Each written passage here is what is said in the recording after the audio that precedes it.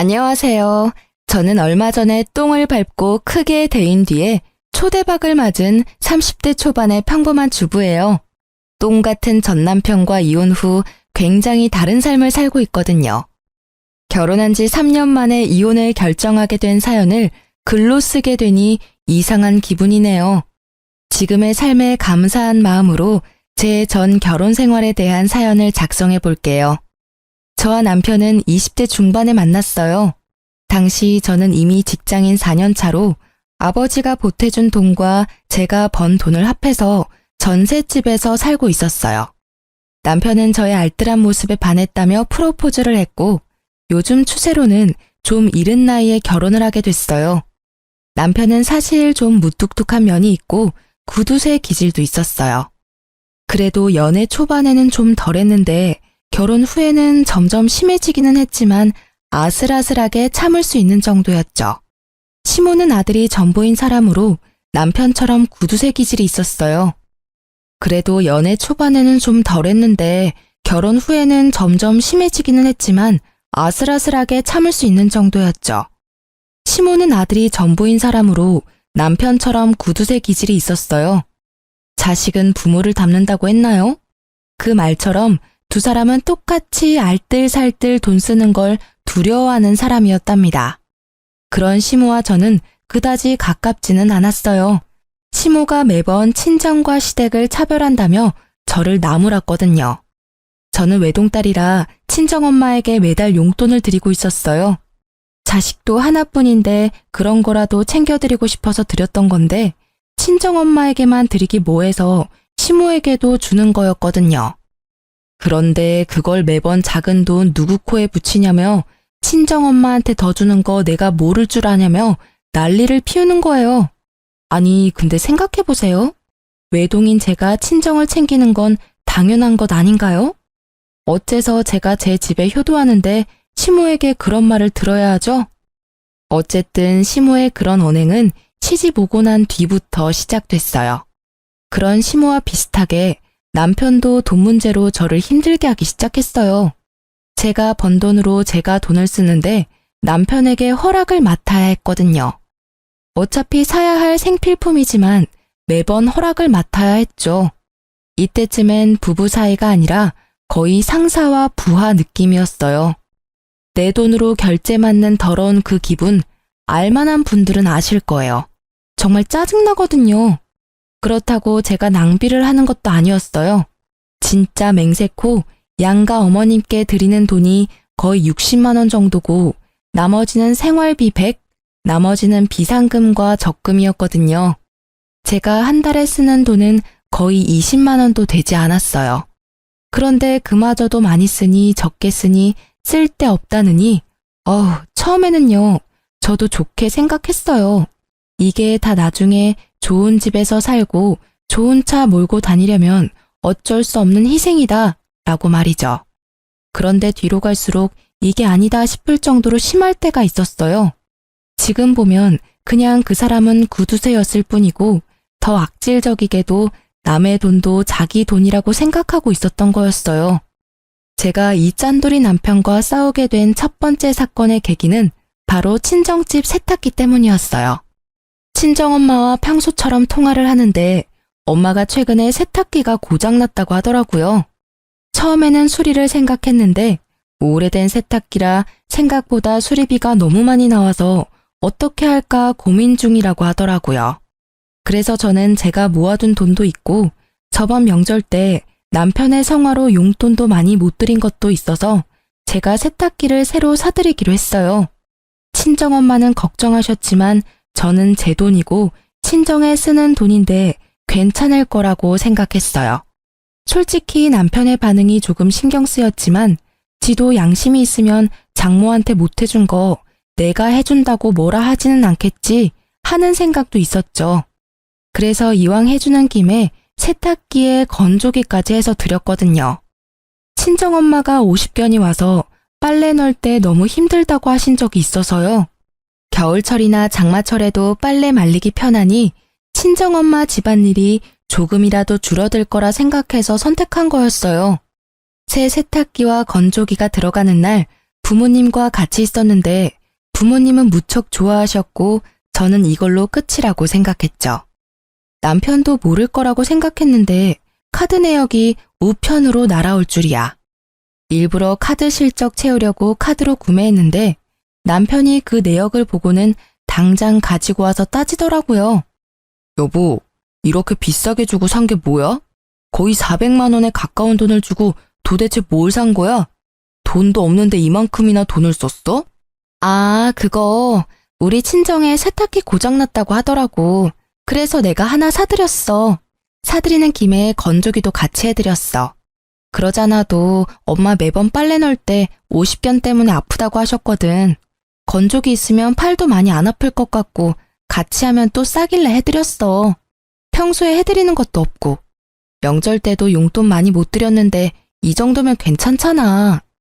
자초지종을 설명하면 이해할 거라고 생각했던 남편의 얼굴이 점점 험악해지는 걸 보고 저는 당황했어요. 그런 일이 있으면 나한테 이야기부터 했어야지. 당신 혼자 결정하는 법이 어디 있어? 돈 400이 그렇게 쉽게 결정할 일이야? 왜 당신은 항상 이런 큰일을 혼자서 결정하는 거야? 아니, 말이 좀 그렇네?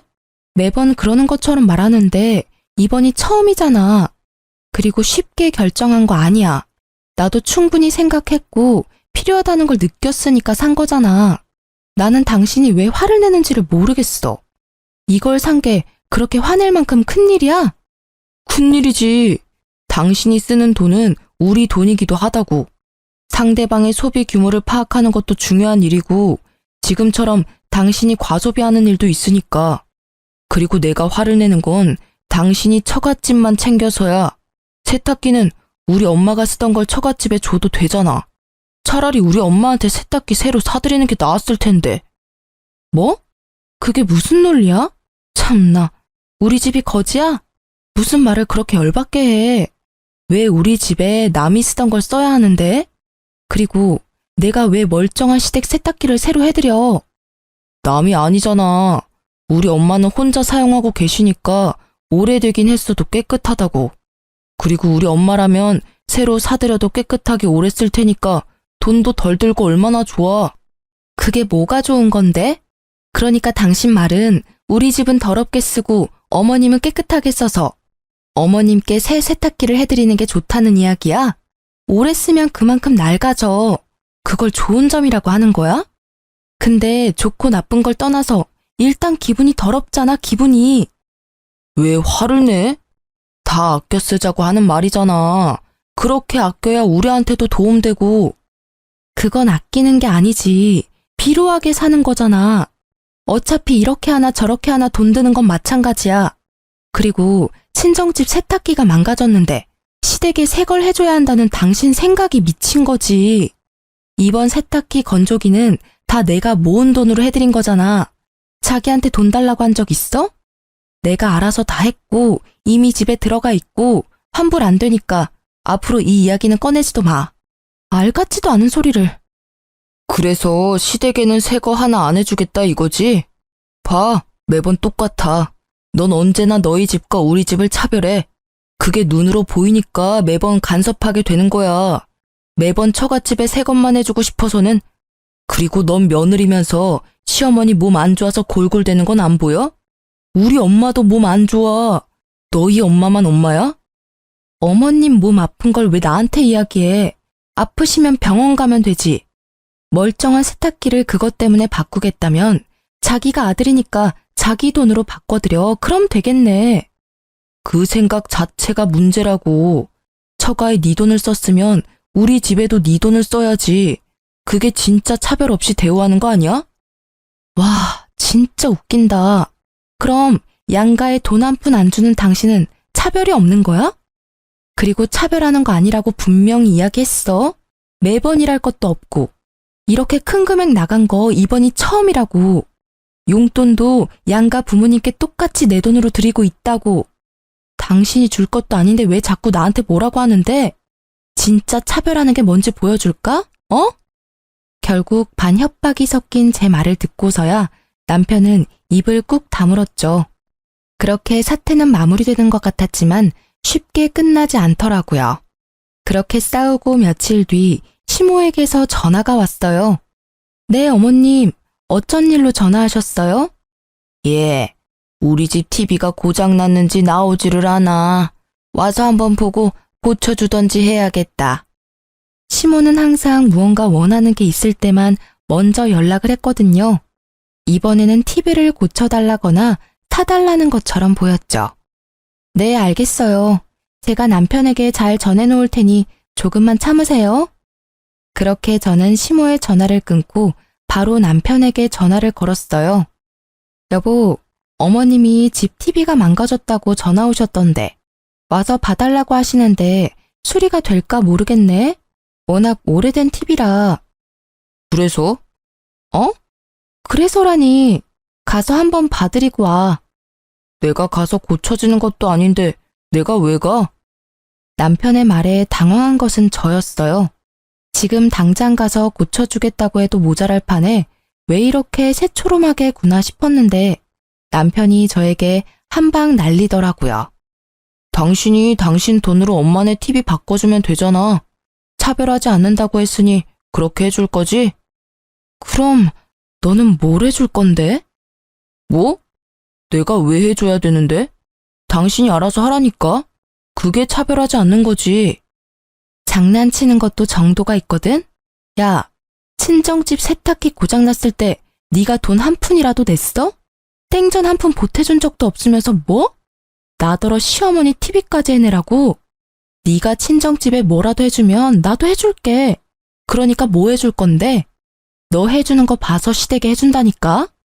내가 돈 한 푼 안 냈다고 잔소리하지 말라고. 나는 아끼자고 분명히 이야기했잖아. 그런데 그만큼 큰 돈을 나랑 상의 없이 쓴 건 분명 당신 탓이지. 왜 나한테 화살을 돌려? 당신 돈으로 처가에 뭔가를 사줬으면 똑같이 당신 돈으로 시댁에도 사줘야지. 몰래 처갓집에만 가전 사주고 이러는 거 그게 처갓집이랑 시댁 차별하는 거 아니야? 말도 안 되는 말을 논리적으로 하려고 애쓰는 미친 남편 놈을 보며 저는 화를 꾹 누르며 맞받아쳤어요. 아, 그래. 그럼 이렇게 하면 되겠네. 우리 친정집에 TV가 오래되긴 했지만 자주 안 보셔서 깨끗하고 잘 나와. 그러니까 그거 어머님 드리고 친정집에 새로 TV 사드리면 될 것 같아. 괜찮은 생각이지. 얼마 전에 당신이 생각해낸 획기적인 아이디어잖아. 남편의 되먹지 못한 발언에 열받은 저는 남편에게 들었던 말 그대로 돌려줬어요. 그랬더니 이번에는 말도 안 하고 가만히 듣고만 있더라고요. 자기가 했던 이야기를 입장 바꿔 들어보니 어이없는 일이라는 걸 깨달았던 거죠. 어때, 기분이? 좋은 생각이라는 생각이 들어? 직접 당해보니까 진짜 어이없고 열받지 않아? 있지, 당신이 돈 아끼는 건 알겠는데 남의 돈으로 대리효도하는 짓은 하지 말자. 같이 살고 있는 사람 기분 나쁘게 만들 필요는 없지 않아? 결국 남편은 제 물음에 답하지 않고 시댁 TV 일은 자기가 해결하겠다고 하고 전화를 끊었어요. 저는 남편이 알아서 하겠다고 했으니 신경을 껐고요. 솔직히 전화상이 아니라 직접 보고 이야기했다면 얼굴을 한 방 날려버렸을 거라는 생각이 들 정도로 화가 났었어요. 이후에 시댁을 갔다가 깜짝 놀라 혀를 찰 수밖에 없었어요. 남편이 시댁에 사놓은 TV를 봤거든요. 그건 중고였어요. 한눈에도 오래돼 보이는 그런 누런 TV는 절대로 비싼 돈 주고 사오지는 않았을 것 같더라고요. 화면이 나오기는 하는데 예전 고장난 TV보다 연식이 더 오래된 제품이었죠. 저는 고개를 절레절레 흔들 수밖에 없었어요. 우리 집에 저걸 들이지 않은 게 다행이라는 생각을 하면서요. 그리고 시모는 그 TV를 볼 때마다 도리어 저에게 한 소리 하더라고요. 넌 생각이라는 게 있니? 어떻게 시댁 TV가 고장났는데 중고를 사줄 수가 있어? 너희 친정에는 번듯하게 새 거 비싼 걸로 넣어주고는 이러니 내가 차별한다는 말을 안 할 수가 없는 거야. 네가 하는 꼴을 봐라. 어머님, 죄송한데 저희 친정의 세탁기는 저희가 같이 모으는 생활비로 낸 게 아니라 제가 따로 모으는 돈에서 구입한 거예요. 어머님 댁의 TV는 남편이 알아서 하기로 해서 저는 잘 몰라요. 이렇게 오래된 모델을 가져온 이유가 있겠죠. 보나마나 네가 중간에서 또 바가지 긁었겠지. 그러니 아들이 나한테 이런 걸 사다 준 거 아니냐. 그리고 처갓집에 좋은 걸 해줬으면 시댁도 좋은 걸로 바꿔줘야 형평성에 맞는 거 아니니? 이 집안에 시집 와서는 여전히 친정에 마음을 두고 있으니 객식구밖에 더 되는 거 아니겠니? 자식은 부모 닮는 게지. 네가 이 모양인 걸 보면 네 부모님 교양도 눈에 훤하다 훤해. 그러니까 저한테 말씀하셔도 저는 모르는 일이고 남편이 다 알아서 한 일이에요. 그리고 저는 어머님께 따로 제 월급에서 용돈도 드리고 있는데 이런 문제는 남편이 해결하는 게 맞죠. 저한테 돈 맡겨두신 것도 아니시잖아요. 쥐꼬리만한 용돈 준다고 아주 유세를 떠는구나. 얼마나 똑똑한지 시어머니 말에 한마디도 빠짐없이 말대꾸하며 제 남편 우습게 보는 말까지 하고 아유, 내가 며느리를 잘못 들였어. 저는 시모가 왜 저한테 이러는지 이해가 안 가더라고요. 아니, TV를 중고로 사다 준 건 남편인데 왜 저를 혼내는 거죠? 그렇지만 남편이 사준 거라고 했더니 그 뒤에 그 이야기를 더 하지는 않았어요. 그렇게 이야기가 잘 정리되나 싶었는데 그리 쉽게 되지는 않더라고요. 남편의 구두쇠 기질은 날이 갈수록 더 심해졌어요. 그리고 그만큼 저도 시달리는 일이 많았죠. 물티슈 쓰는 것부터 물 사 먹는 것까지 간섭하며 저를 낭비하는 사람처럼 몰아가더라고요. 그래도 마음을 다잡아보려 했는데 더 큰일이 터져버리고 말았어요.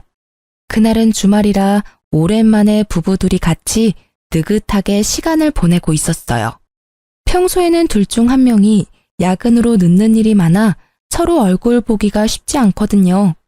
늦잠을 자고 일어나려는데 전화가 울리더라고요. 친정엄마였어요. 여보세요? 엄마, 무슨 일 있어?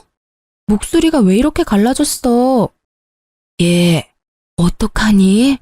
네 아빠 상태가 위독하대. 의사 말로는 오래 못 갈 거라고 하는데? 상태가 그렇게 많이 안 좋대? 좋은 약이라도 좀 써보라고 내가 의사쌤한테 말해볼게. 이미 그 단계는 이미 지나서 효과가 없을 거라고 말하더라. 그래도 원하면 써보긴 할 텐데 지금은 의미가 크게 없다고.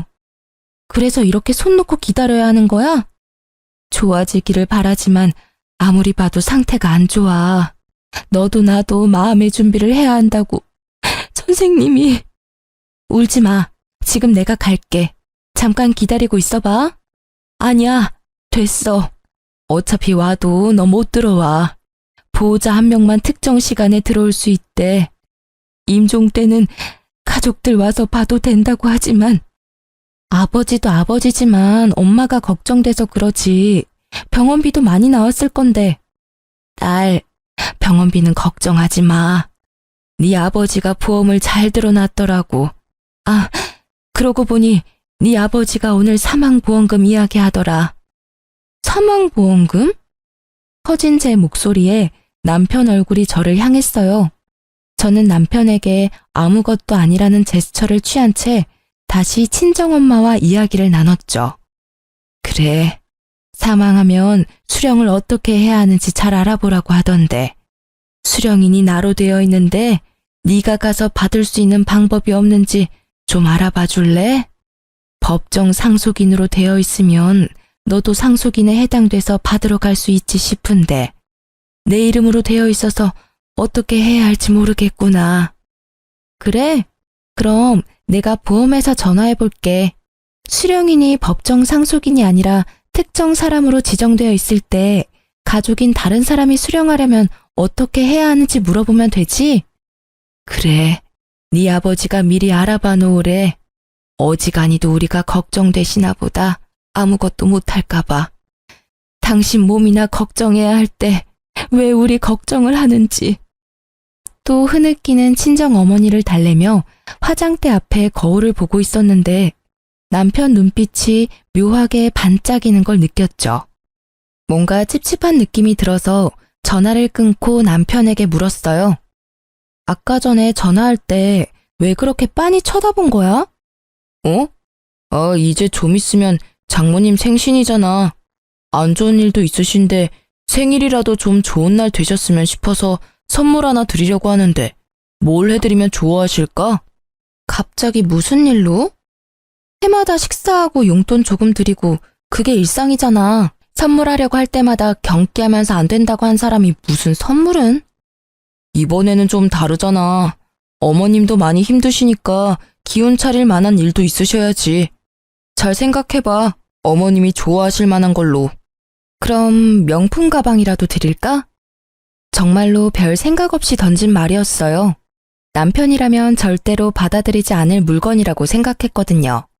그렇지만 남편이 센 척 나오니 저도 그냥 센 척하고 싶었던 것뿐이랄까. 진짜 아무 생각 없이 던진 말이었는데 그런데 이게 무슨 일인지 갑자기 남편이 알겠다고 하더라고요. 그래, 그걸로 사드리자. 내가 봐서 사올게. 진짜로 사드릴 거야? 그래, 지금이라도 사위 노릇 해야 하지 않겠어? 힘드신데 옆에서 지탱하지 못하면 마음이라도 전달해야지. 그 말에 당황한 것은 저였어요. 이런 사람이 아닌데? 그런 걸 사볼 생각조차 하지 않는 사람인데 말이죠. 이때까지 저는 남편이 말만 그렇게 하고 사오지 않을 거라고 생각했어요. 그런데 그 바로 다음 날 남편이 진짜 가방을 사왔더라고요. 저도 아는 유명 브랜드의 고가의 명품 가방을요. 중고로 사도 몇백만 원이 넘는 이 가방을 남편이 가져오자 저는 놀랄 수밖에 없었어요. 친정엄마 생신날 그걸 떡하니 내놓으니 엄마 얼굴이 요 근래 드물게 활짝 피더라고요. 계속 힘든 일만 있었는데 좋은 일 정도는 있어야죠. 당신 이거 진짜로 사온 거야? 비싸지 않았어? 무슨 돈으로 이런 걸 산 거야? 한 1,000만 원 정도 주고 샀는데 살 때 이렇게 큰 돈 주고 물건을 사본 적이 처음이라 후덜덜 떨리더라고. 하며 남편이 너스레를 떠는 모습을 보며 저는 진심으로 남편에 대해 고마움을 느꼈어요. 그것이 고가의 가방이 아니라 하더라도 그 마음은 진심이었어요. 어머니가 힘들어하는 시기에 하나뿐인 사위와 딸이 맛있는 식사 대접에 마음을 다독여줄 따뜻한 선물을 해준다는 건 너무나 환영할 만한 일이니까요. 저는 그런 남편에게 진심을 담아 말했어요. 여보, 고마워. 엄마가 기운을 조금 차리신 것 같아서 나도 기분 좋아. 당신이 명품 가방 해준 것만큼 나도 잘할게. 뭘, 해야 할 일을 했을 뿐인데 너무 신경 쓰지 말고 장모님 잘 지탱해드려. 자주 만나 뵙고 연락도 하고 말이야. 그렇게 친정엄마 생신이 훈훈하게 끝나는가 했는데 그 다음날 시모에게서 시댁으로 오라는 연락을 받았어요. 무슨 일인가 하고 갔더니 시모가 노발대발하며 저를 잡아먹을 것처럼 노려보더라고요. 네가 네 남편을 어떻게 요리를 했길래 그런 비싼 가방에 돈을 들이도록 만들었어? 말해봐. 네가 뭐라고 시켰으니까 나한테는 생전 선물도 안 해준 명품 가방을 처갓집에다 갖다 바친 거 아니야. 차별한다 내가 말했지만 이렇게 티가 나도록 나를 무시할 줄은 몰랐구나. 알고 보니 저희 엄마 카톡 프로필이 수정된 걸 보고 시모가 개거품을 문 거죠. 사위가 선물해준 가방. 그리고 사진에는 선물 받은 가방 사진이 떡하니 있었죠. 저는 당황했어요. 사실 처음에 뭘 사줄까 하고 물었을 때 명품 가방이라고 대답한 건 저였으니까요. 솔직히 진짜 사올 줄 누가 알았겠어요? 그러니 저도 시모에게 미안한 마음이 들더라고요. 어머님, 진정하세요. 그 가방은 저희 어머니 생신 선물로 이이가 선물해준 거라. 어머님 생신 때는 제가 예쁜 걸로 사드릴게요. 생일까지 어떻게 기다리니? 그리고 너희들 진짜 이러는 거 아니다. 내가 돈 때문에 명품 가방 때문에 이러는 거 같지? 아니야. 이런 사진 보면서 남편 없는 내 신세가 서럽고 자식이며 며느리한테도 홀대받는 내 인생이 불쌍해서 아이고. 말릴수록 더 심하게 과장되게 울고불고 하는 시모를 남편은 팔을 잡고 끌고 나가려고 했어요. 어머니, 잠깐 나가서 이야기해요. 조용한 데서 이야기 좀 하자고요. 놔, 내 전연한테 직접 들어야겠어. 너를 어떻게 구워 삶았길래, 제발요. 따라오세요. 결국 시모를 끌고 가다시피 한 남편은 시모와 집 밖으로 나갔어요. 저는 걱정이 됐어요. 말주변 없는 저 사람이 제대로 말을 전달할 수 있을까 하고요. 정말 작은 걱정이었지만 이때는 너무 미치겠더라고요. 말 한마디에 진짜 시모의 분노를 살 수 있으니까요. 그래서 몰래 저도 나가서 이야기를 들으려고 했는데 마침 베란다 문이 열려 있더라고요. 시댁 집이 2층이라 당장 베란다 쪽으로 나가서 몸을 기울였어요. 처음에는 소곤거리는 소리라 안 들렸는데 최대한 집중하니까 잘 들리더라고요. 장인어른이 지금 위독하신데 곧 돌아가실 것 같아요. 근데 보험을 빵빵하게 들어놓으셨는지 사망보험금이 어마어마하더라고요. 나중에 그거 타면 어머니한테 더 좋은 거 해드릴 테니까 조금만 참아요. 예? 와이프 외동딸이잖아. 장모님이 받아도 반은 와이프 몫이거든요. 그러니까 지금은 참으시라고요. 그 돈 들어올 때까지만. 그래? 아이고 잘 됐네. 쓸모도 없는 며느리 이제야 쓸 일이 생겼어. 잘 됐다 얘. 보험금 타면 그걸로 팔자 피는 건 순식간이야. 그 집안에서 너희 결혼할 때 해준 거 하나도 없더니 죽을 때가 되니 도움이 되는구나. 너도 이제 팔자 피는 거야. 잘 됐어. 저는 제 귀를 의심했어요. 내가 들은 게 진짜 현실인가? 이건 꿈이 아닌가? 하는 생각이 들 정도였죠. 두 사람이 돌아오는 소리가 들려 저도 불이 나게 현관으로 달려나갔죠. 열이 받아서 두 사람에게 한 소리 하려고 결심하던 차에 친정엄마한테 전화가 왔어요. 저는 남편과 시모를 두고 그대로 밖으로 나가 전화를 받았죠. 응, 엄마, 무슨 일이야? 예, 어떻게 이럴 수 있어? 사위한테 받은 가장고리가 떨어져서 수리하러 갔더니 자기네 제품이 아니라며 수리를 거부하던데 이거 설마 가짜 제품이니? 뭐? 그게 무슨 말이야? 아이고, 내가 거기서 받은 수모를 생각하면 손발이 떨리고 아니, 가품을 줬으면 가품이라고 말을 해주면 될 것을 왜 가짜를 진짜라고 속이는 거니? 저는 그 길로 불이 나게 친정으로 달려갔고 그 가방을 들고 전문 매장을 찾았어요. 직원이 딱 보더니 SA급도 아닌 B급 짝퉁이라더군요. 저도 친정어머니도 명품을 직접 본 적이 없으니 그게 가짜인지 진짜인지 알 길도 없었던 거고요. 실망한 친정어머니를 달래는 저는 수치스러움과 분노로 머릿속이 가득 찼어요. 이혼. 바로 이날 저는 이혼을 결심하게 됐어요. 막대 먹은 무개념 짠돌이 남편과의 이혼을 말이죠. 그리고 저는 그 나쁜 놈과 아버지를 모욕한 시모에게 복수를 계획했어요. 지들이 했던 대로 아주 치사하고 더럽고 열받는 복수를 말이죠. 이후로 저는 대놓고 시댁과 친정을 차별하기 시작했어요. 좋은 것이 있으면 무조건 시모가 있는 데서 친정에 해줘야겠다고 이야기하고 제가 모은 돈을 털어서 친정에 바리바리 먹을 것, 입을 것, 가전제품 같은 것들을 해다 줬어요. 남편과 시모가 볼 때 더 많이 해드렸죠. 시모에게 이보다 더 크게 열받는 일이 있을 수 없고 남편은 유산 때문에 꾹 참고 있는 게 보였죠. 그래도 본인도 참기 힘들었을 거예요. 말하고 싶은 걸 참느라 힘들어 보였거든요. 그치만 이제 짠돌이가 힘들어하든 말든 제 알 바 아니죠. 무개념 막말 시모는 결국 참지 못하고 제게 한 소리 해댔어요. 이게 보자 하니까 친정집에는 발길 좀 끊으랬더니 매번 왔다 갔다 하며 이거 사주고 저거 사주고 너는 이 시댁 식구들은 보이지도 않냐? 이렇게 대놓고 사람 차별하고 자식은 부모 닮는 법이야. 네가 그러면 네 부모가 욕 얻어먹는 건 당연한 이치지. 어디 가서 우리 집 며느리라고 하지 말거라. 네, 차별하는 거 맞고요. 저는 외동딸이라 저희 친정집 식구도 소중해요. 어머님네는 아들이 셋이나 되는데 챙겨줄 사람도 그만큼 많잖아요. 그런데 저희 집은 저 하나뿐이거든요. 제가 아무리 친정을 챙겨도 어머님네 새형제가 챙기는 것보단 덜하겠죠. 안 그래요? 시모에게 아들 셋은 자신과 똑같은 구두쇠들 셋이었거든요. 그러니 용돈도 저만 드리고 있었고 나머지 형님들은 용돈 자체도 드리지 않더라고요. 그러니 제가 친정에 해주는 것들이 부러울 법도 했던 거죠. 그래서 힘껏 빈정거려줬어요. 그것도 아들 못 낳은 너네 엄마 팔자지. 그럼 아들을 든든히 낳았어야지. 이렇게 남의 집안 며느리로 들어온 딸에게 이거 사달라 저거 사달라.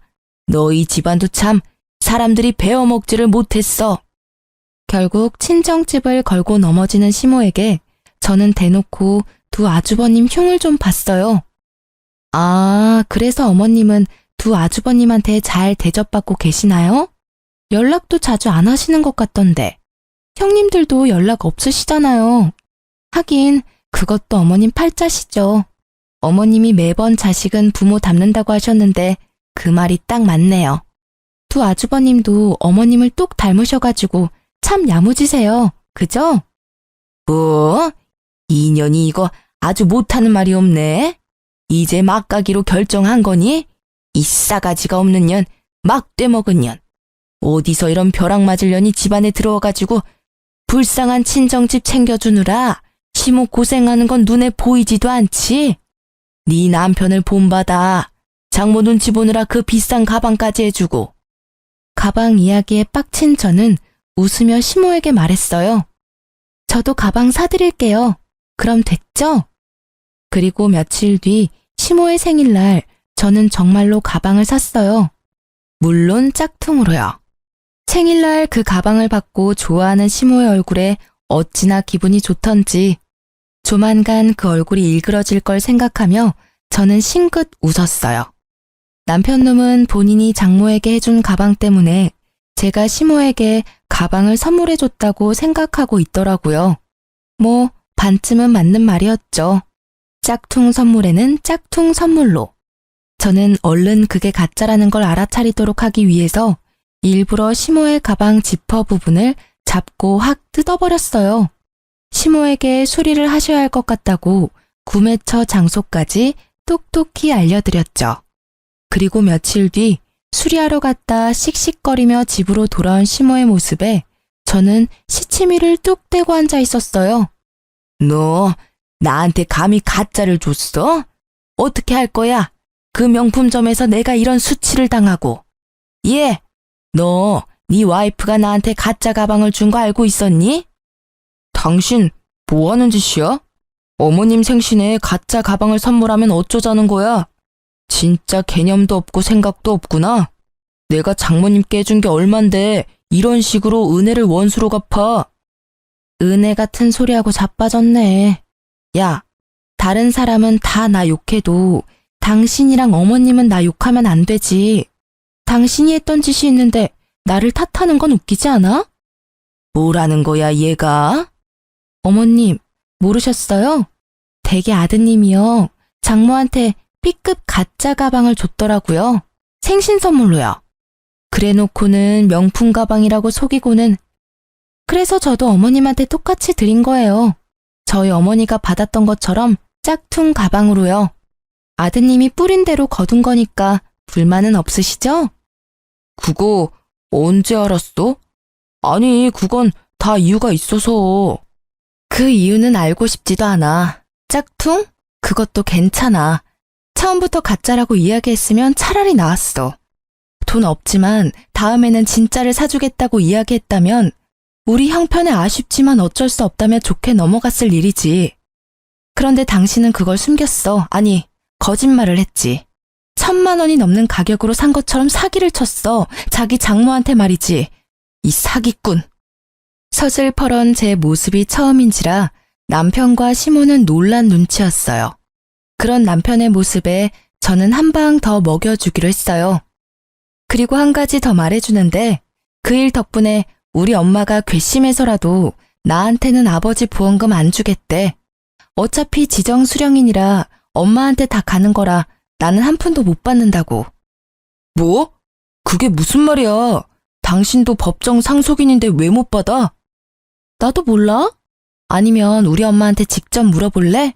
진짜로 안 줄 생각인 건지. 남편 놈이 진짜로 급했는지 친정엄마한테 곧바로 전화를 걸더군요. 그 탐욕 가득한 눈빛이 어찌나 한심하던지 물어보랬다고 그걸 전화하는 저 뻔뻔함에 치를 떨었죠. 어머님, 저 한 가지만 여쭙겠습니다. 혹시 와이프는 장인어른 사망보험금 못 받습니까? 그래, 자네는 우리 집을 뭐라고 생각하는 겐가? 자네 장인 사망보험금은 이 집에서 알아서 할 일이야. 자네가 신경 쓸 일 아니지. 나는 지금 자네에게 크게 실망했어. 이런 무례한 전화도 그 중에 하나지. 더 이상 할 말 없으니 이제 더 이상 나한테 전화하지 말게. 미리 친정엄마와 계획해둔 거였어요. 아버지의 사망보험금이 사라진다면, 내 몫이 사라진다면 이 짠돌이가 어떻게 나올까 하고 아마 분명히 높은 확률로 제가 바라던 말을 해줄 거라고 생각했어요. 그리고 제 예상이 맞았어요. 남편의 절박하던 얼굴은 금세 뻔뻔하게 바뀌더라고요. 그 얼굴에는 미안함도 부끄러움도 없었어요. 당신이 사망보험금 못 받는다면 나랑 같이 살 필요 없어. 우리 이혼해. 짠돌이 남편 싫다며. 매번 차별 운운하는 시어머니도 싫고 그럼 됐잖아. 그냥 이혼하자. 그래, 너 잘 생각했어. 애도 못 가져. 처갓집이랑 차별도 하고 이런 못 사는 집 딸보다 더 좋은 여자 이 나라에 널리고 널렸어. 위자료나 듬뿍 받아내라. 두 사람의 말에 저는 속으로 비웃었어요. 지금 부부가 같이 사는 집도 제 명의로 된 전셋집이고 그마저도 결혼 중에 마련한 게 아니라 제가 처녀 시절부터 마련해서 온 것인데 지들 위자료 받을 생각으로 가득하더라고요. 이혼 소송할 거지? 어차피 합의 이혼은 안 될 것 같으니까. 나는 당신이 유책 배우자라고 생각하고 그렇게 증거 모을 테니까 위자료는 아마 당신이 내야 할 거야. 그게 무슨 소리야. 위자료는 당신이 내야지. 나는 이미 어머님이 나한테 한 막말들 다 녹음해놨어. 카톡 대화 내용도 다 찍어놨고. 제 말에 심오한 남편은 그제야 꿀먹은 벙어리가 되더라고요. 그 뒤에 남편은 자기가 불리해질 것 같으니 뒤늦게 울며 불며 인정에 호소하며 매달렸지만 저는 냉정하게 뿌리쳤어요. 보험금 못 받는다니 냉큼 이혼하자던 놈이 이제 와서 무슨 낯짝으로 다시 매달리는지. 결국 이혼 소송은 역시 저의 승리였어요. 그리고 그 판결 이후 친정아버지가 돌아가셨죠. 친정엄마는 이혼한 제게 사망보험금의 반을 나눠주고 저는 보험금과 위자료, 전세금을 합해서 아주 좋은 집을 계약했어요. 그렇게 4년이 흘렀어요. 이미 저는 좋은 남자를 만나 재혼에 성공한 상태였죠. 내심 이번에는 절대로 짠돌이와 만나지 않으려고 조심 또 조심했는데요. 그렇게 만난 게 현재 남편이에요. 작은 상가를 소유한 남자로 결혼 직후 아기 천사가 찾아온 덕분에 저는 회사를 그만두고 아이 육아에만 힘쓰고 있었죠. 그러다 아이를 어린이집 보내고 남는 시간엔 남편 상가에 가서 일을 조금씩 도와주고 있었어요. 그리고 어느 날 남편 건물에 청소 여사님 면접을 보기로 해서 아기를 안고 건물 관리실로 들어갔어요. 그 안에는 면접을 보기 위해 온 연세 지긋해 보이는 여사님들이 계시더라고요. 그리고 고개를 돌리다가 저는 익숙한 얼굴과 마주쳤어요. 바로 전시모였어요. 전시모는 제 모습을 보더니 제가 이곳에 면접 보러 온 줄 아시더라고요. 아이고, 어디서 남자 하나 꼬셔서 애 낳고 살고 있니? 세상에, 이런 청소하는데 올 정도면 네 팔자도 망한 거나 다름없구나. 여자 팔자는 남자를 잘 만나야 펴는 법인데 네가 만난 남자가 얼마나 못났으면 이런 데를 와? 우리 아들이랑 헤어지고 어떻게 사는지 척보니 알만하구나. 그러게 왜 그 난리를 치며 이혼까지 해가지고는 내가 무어라 말하기 전에 먼저 치고 나오더라고요.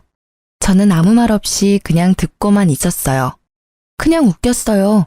자기 처지도 모르고 여기 와서 잘난 체 하는 게 제 무덤 열심히 파고 있는 모양이더라고요. 그래도 애는 하나 낳아줬나 보네. 우리 애가 너한테서 애 보기 싫어서 애를 안 가진 거 아니니?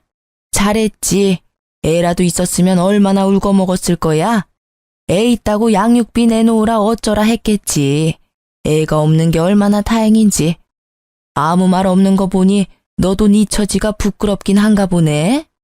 그렇게 말하던 전시모의 눈이 제가 들고 있던 가방을 향하더라고요.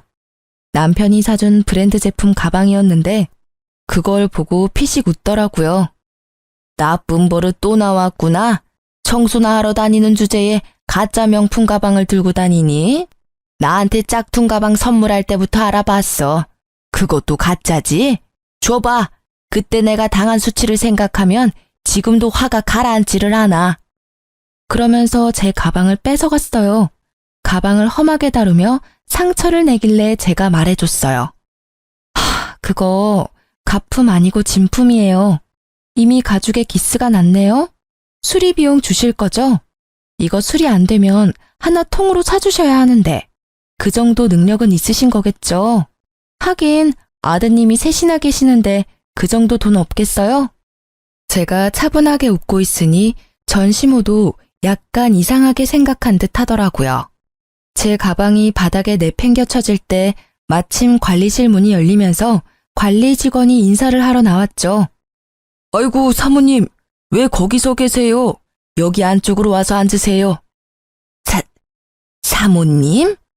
저는 전시모가 바닥에 떨군 가방을 들어 먼지를 툭툭 털어냈죠. 고개를 드니 전시모의 얼굴이 새하얗게 질린 게 보이더라고요. 그제야 상황 파악이 된 것 같더라고요. 제가 일하러 온 사람이 아니라는 것과 자신이 던져버린 가방이 가품이 아닌 진품이라는 걸요. 네, 제가 사모님이고 오늘 이 건물 청소 여사님 구하는데 지금 남편이 면접 좀 봐달라고 해서 온 거예요. 일단 한 분씩 안쪽 방에서 면접 볼게요. 저희는 연이 있으니 먼저 면접 봐드릴게요. 안으로 들어오세요. 저와 전시모가 관리인 방으로 들어갔어요. 따라오지 않을 줄 알았던 시모가 놀라서 그런지 아무 생각 없이 순순히 따라 들어오더라고요. 저희는 가족처럼 함께 일할 여사님을 구해요. 월급도 근처 분들보다 더 쳐드릴 건데 그만큼 열심히 해주셔야 되고요. 개인적으로는 꼭 맡아서 해주셨으면 좋겠어요. 이제껏 알뜰하게 사시는 걸 제가 잘 봤잖아요. 우리 건물도 그렇게 알뜰살뜰 잘 꾸려서 청소해 주실 것 같아서요. 제 말에도 아무 대답을 하지 못하더라고요. 불과 5분 전과는 정반대인 상황이 너무 웃겼어요. 그리고 그 사색이 된 표정에 통쾌하기도 했고요. 절 괴롭힐 때는 보지 못했던 얼굴이 너무 속 시원했어요. 그런데 전 남편은 뭐 하는 사람인지 모르겠네요. 대체 뭘 하고 다니길래 늙은 노모를 일하러 여기까지 보냈대요? 요새 일 다니고 있긴 해요? 혹시 여전히 너무 알뜰하게 살아서 연세 드신 어머니 밖으로 일하러 보낸 걸까요? 뭐든 적당히 해야 하는 법인데 말이에요. 아들이 셋이나 계신 분이 이런 데서 일한다 그러면 사람들이 욕할지도 모르겠네요. 걱정해주는 척 폭탄을 날리며 비웃자 전시모는 자존심이 상했는지 화난 얼굴로 벌떡 일어나더라고요. 내가 이딴 곳에서 일할 줄 알아? 절대 안 할 테니 그리 알아. 저도 채용할 생각은 아니었어요. 받아들인다면 두고두고 갑질 제대로 할 생각이었는데 알아서 빠져나가더라고요. 나중에 전시모가 왜 여기까지 오게 됐는지 주변 사람들에게 물어보니 아들이 셋이나 되는데 아무도 용돈 주는 자식이 없대요. 제가 있었을 때는 제가 드리는 용돈이 유일했던 것 같더라고요. 그렇게 자식 셋이 전부인 것처럼 굴더니 결국 용돈도 주지 않고 왕래조차 잘 안 한다고 해요. 본인이 뿌린 씨앗, 본인이 거둔 거죠. 그렇게 구두쇠같이 굴었으니 자식들도 똑같이 그렇게 큰 거죠. 그리고 며칠 지나지 않아 전 남편이 건물로 찾아왔더라고요. 저는 시모가 건물에 해코지하지 않을까 매일 나와보고 있었기에 그 사람이 왔을 때 딱 마주쳤죠. 너 잘 만났다. 야, 너 나한테 사기를 치고 이혼을 해? 너 보험금 못 받는다더니 다 받아 처먹고 나한테는 거짓말을 해? 왜 그게 잘못됐어? 나도 내 재산 지킬 필요가 있어. 네가 욕심내서 우리 아버지 보험금 노리는 거 모를 줄 알았어? 간도 크지. 어떻게 와이프 아버지 사망보험금을 노려? 그래, 그거 내가 탔으면 또 그 집구석에서 구워 삼겨지고 있었겠지. 정말 불행 중 다행이었어. 뭐? 이게 말이면 다인 줄 아나? 야, 이딴 작은 상가 하나 가지고 있다고 무서운 줄 모르나 본데 나는 니년 절대 용서 못해. 나한테 거짓말하고 이혼한 거니까 사망보험금은 토해내야지. 그게 맞는 거잖아. 그게 왜 맞는 말이야? 그리고 그걸 내가 왜 토해내? 아버지 사망보험금은 엄밀히 따지면 우리 엄마 거야. 그리고 이 건물? 이거 내 거 아니야. 내 남편 거지. 그러니까 남편 불러서 법적 대응하기 전에 얼른 꺼져. 앞으로 이 근처 얼씬거리지도 마. 알아들었어? 이 찌질아. 건물이 남편 거라는 이야기에 전 남편은 사색이 돼서는 말 한마디 못하고 나가더라고요. 아니, 와이프 아버지 보험금 못 받는다는 이유로 이혼하자고 했던 놈이 다시 찾아와서 이럴 줄은 상상도 못했어요. 정말 찌질함의 끝을 보여준 더러운 놈이었어요. 그 일이 있고 나서는 찌질한 전 남편을 본 적은 없었어요. 재혼한 남편이 제 이야기를 듣고는 눈에 불을 켜고 건물을 지키고 있거든요. 그래도 찌질이와 헤어지고 좋은 남자 만나서 다행이라고 생각해요. 지금 남편은 저희 친정에 너무 잘해줘서 가끔 미안할 정도거든요. 우리 집이나 시댁에서 뭔가를 사면 꼭 친정에도 사드리자며 먼저 권하니 제가 도리어 마다할 정도예요. 솔직히 우리 집에 너무 잘해주니까 저도 자연스레 시댁과 남편에게 더 잘하게 되더라고요. 뿌린 대로 거둔다는 말이 틀린 게 없네요. 이제 든든한 남편과 알콩달콩 잘 살아볼 거예요. 글 읽어주신 분들 모두 감사하고 행복하세요.